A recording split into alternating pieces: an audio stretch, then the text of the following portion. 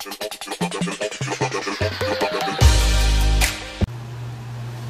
today's video, ang ating review ng mga ngayon ay isang street food at ito po yung request ng isa sa ating mga subscribers. So ngayon lamang po ulit tayo makakapag-review ng pagkain para sa ating mga kapwa diabetic. So ang ating review po ngayon ay kikiam at saka fishball. Ito po ang kikiam natin ay 6 na piraso at saka fishball po naman ay 13 pieces. So ito po yung ating i-review ngayon at titingnan po natin kung nakaka-apekto po ba ito sa ating blood sugar. So kung isa po kayo sa mga mahilig kumain ng street foods at takam na takam pero pigil na pigil dahil takot na baka mamaya makaka-spike ng ating blood sugar. Ngayon malalaman po natin kung gaano kataas yung itataas ng ating blood sugar kapag ang isang diabetic na katulad ko o katulad ninyo ay kumain ito. So ngayon, bago po muna natin gawin to, ang ating test, ay alamin ko muna aking blood sugar para may pagkukumparahan po tayo mamaya.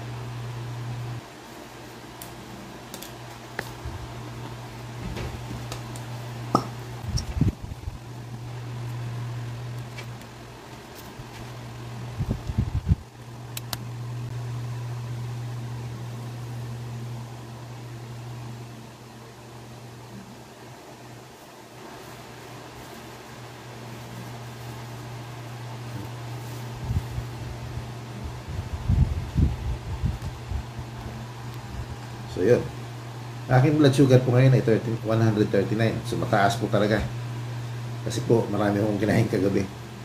So hindi ko po nami-maintain yung aking blood sugar dahil minsan talagang pag may masarap na pagkain ay napapakain ako ng mataas-taas o ng marami. So ito po yung aking blood sugar ngayon ay 139. Minsan sobrang baba naman, kaya ito po yung ating blood sugar ngayon. So, ito na po yung ating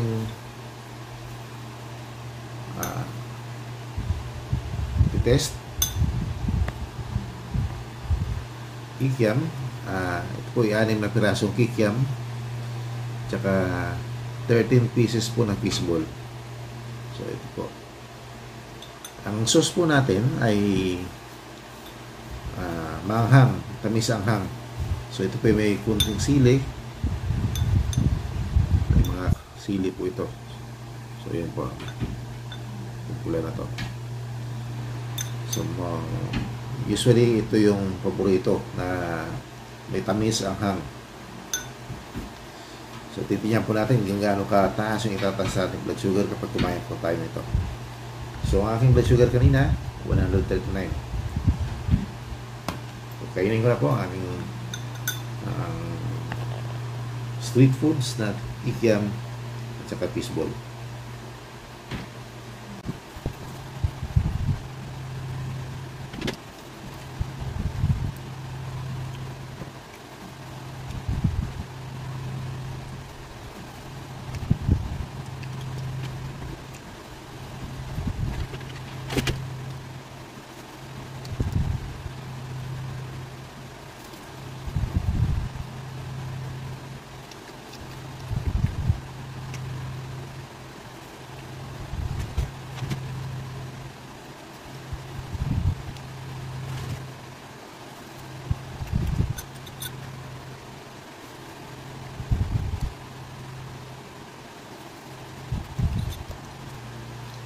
So yun, naubos na natin ang ating street food na kikiam at saka fishball. By the way, ang ating test ngayon ay nagkakahalaga po ng 20 pesos yung kikiam at saka fishball. Nabibili naman natin sa mga gilid-gilid. So yun po, babalik tayo after 1 hour at check ulit natin ang aking blood sugar mamaya. 1 hour later. So lumipas na po ang 1 oras at ngayon alamin na po natin ang aking blood sugar pagkatapos kumain ng kikiam at fishball. By the way po, ako po ay 7 hours nang hindi ko makain, walang kinain. Bago ko po kinain yung fishball at kikiam. So ngayon po, alamin na po natin ngayon ang aking blood sugar.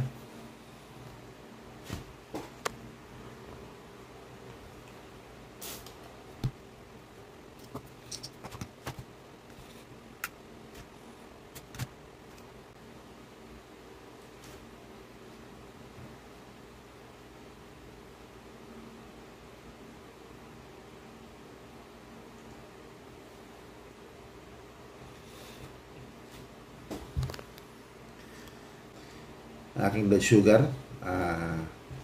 bago po kumain ng kikiam ay 139. Ngayon po ay 156 na. 156 na po ang aking blood sugar. So tumaas po ng 17 mg per deciliter ang aking blood sugar. 17 po ang tinaas niya. So test po natin, antayin po natin, mag-aantay po ito tayo ng 1 oras. Bali 2 hours po ang ating antayin. Gaano po kataas ulit. O kung bababa na po siya. Antay po ulit tayo ng 1 oras. 2 hours later. So ngayon lumipas na po ang 2 oras at ngayon alamin na po natin gaano kataas yung taas. Kung tumaas po ito at kung bababa naman ay titingnan natin gaano kababa yung ibinaba niya. Pagkatapos natin kumain ng kikiam at fishball. So kanina po, ang unang-una nating blood sugar bago po kumain ay 139. After 1 hour po, naging 156. At ngayon, alamin na po natin ngayon ang pangalawang oras ng ating blood sugar. Test na po natin at alamin na po natin ang aking blood sugar ngayon.